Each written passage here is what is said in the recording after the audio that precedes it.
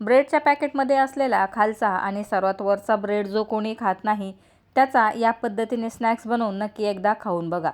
तर त्यासाठी ब्रेडच्या पॅकेटमधील खालचा आणि वरचा ब्रेड जो कोणी खात नाही, बऱ्याच जणांना हा ब्रेड आवडत नाही, तो घेतलेला आहे। आता हे ब्रेड पाण्यामध्ये फक्त बुडवून घ्यायचे आहेत। पाण्यामध्ये भिजले की लगेच हे ब्रेड बाहेर काढायचे आणि एक्स्ट्राचं जे पाणी आहे ते इथे काढून टाकायचं आहे।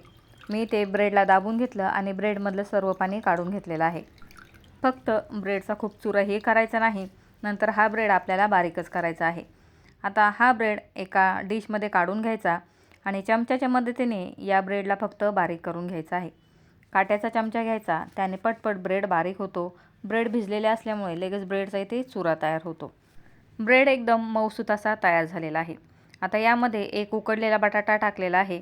एक बटाटा छोट्या छोट्या तुकड्यांमध्ये कट करून उकडवून थंड करून घेतलेला आहे। हा बटाटा सुद्धा या ब्रेडमध्ये मॅश करून घ्यायचा आहे। आता यातच एक चमचाभर तांदूळचं पीठ टाकायचं आहे। तांदूळचं पीठ नसेल तर कॉर्नफ्लॉवर पावडर किंवा बेसन पीठ टाकलं तरी चालेल। चमचाभर तांदूळचं पीठ आणि चवीनुसार मीठ टाकलं आणि फक्त इथे मिक्स करून घ्यायचं आहे। सुरुवातीला चमच्याने मिक्स करायचं आणि नंतर आपण पीठ मळतो तसे हाताने मळून घ्यायचं आहे। जर वाटलं की मिश्रण खूप पातळ आहे तर आणखीन एखादा चमचा तांदूळचं पीठ टाकून घेतलं तरी चालेल। एकदम चपातीच्या पिठाप्रमाणे याचा गोळा तयार होतो। तर इथे बघा पीठ मळून तयार आहे। आता यामध्ये आपल्याला काही ड्रायफ्रूट्स भरायचे आहेत। आपल्या आवडीनुसार ड्रायफ्रूट्स किंवा चीज भरू शकता। मी ते मनुके आणि काजूचे तुकडे घेतलेले आहेत। हाताला तेल लावून घ्यायचं म्हणजे पीठ हाताला चिटकणार नाही आणि छोटासा गोळा घ्यायचा आणि फक्त या गोळ्याला हातावरती गोल करून घ्यायचा आहे। जसा गुलाबजाम तयार होतो त्याच पद्धतीने इथे याचा गोळा तयार होतो। आणि बघा याला थोडंसं दाबून घ्यायचं आणि आतमध्ये ड्रायफ्रूट्स भरून घ्यायचे। तुम्ही याच्यामध्ये बदाम पिस्ते भरले तरी चालतील। मी काजू आणि मनुका भरून घेतला आणि लगेच सील करून पुन्हा इथे बॉल तयार करून घ्यायचा आहे। आणि बघा किती सुंदर गुलाबजामसारखा बॉल तयार झालेला आहे। याच पद्धतीने आणखीन एक बॉल बघा बनवून घेतलेला आहे। अजिबात हे बॉल्स बनवण्यासाठी वेळ लागत नाही, अगदी 3-4 मिनिटांमध्ये सर्व बॉल्स बनवून तयार होतील।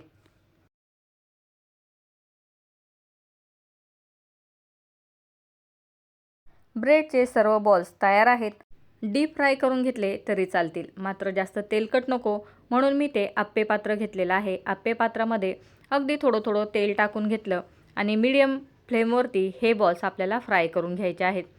1-1 मिनिटाने या बॉल्सला अलटपलट करत एकदम क्रिस्पी होईपर्यंत हे बॉल्स सर्व साईडने फ्राय करून घ्यायचे आहेत।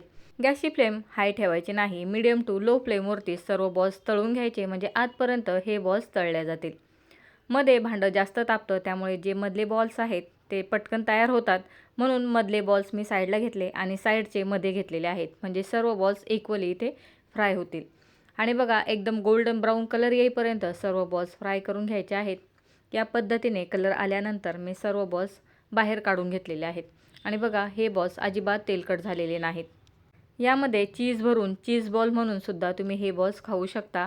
मुलांच्या टिफिनला सुद्धा हे बॉल्स बनवून देऊ शकता।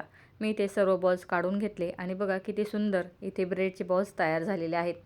कलर आणि टेक्स्चर बघा किती सुंदर आलेला आहे आणि तोडल्यानंतर आवाज बघा।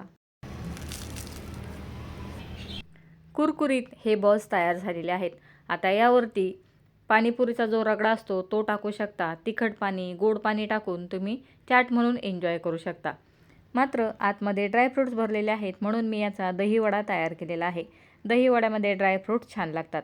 मी ते दहीमध्ये साखर टाकून मिक्स करून घेतलेलं आहे आणि दही फ्रीजमध्ये ठेवून थंडसुद्धा करून घेतलेलं आहे। आता या सर्व बॉल्सवरती दही टाकून घेतलं। दही आंबट किंवा गोड आपल्या आवडीनुसार घेऊ शकता आणि यावरती गोड चटणी, हिरवी चटणी टाकून एन्जॉय करू शकता। मी इथे बॉल्सवरती दही टाकलं, नंतर हिरवी चटणी टाकली, थोडीशी गोड चटणी टाकली।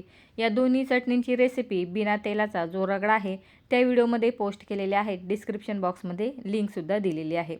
आता वरती थोडासा चाट मसाला आणि लाल मिरची पावडर टाकून घेतली। तुम्ही काळी मिरी पूडसुद्धा टाकू शकता। वरतून थोडीशी शेव टाकली। ब्रेडचा दहीवडा इथे तयार आहे। चवीला अप्रतिम असे हे दहीवडे तयार झालेले आहेत। फक्त इथे दहीवडा तोडताना माझ्याकडून व्हिडिओ स्किप झालेला आहे।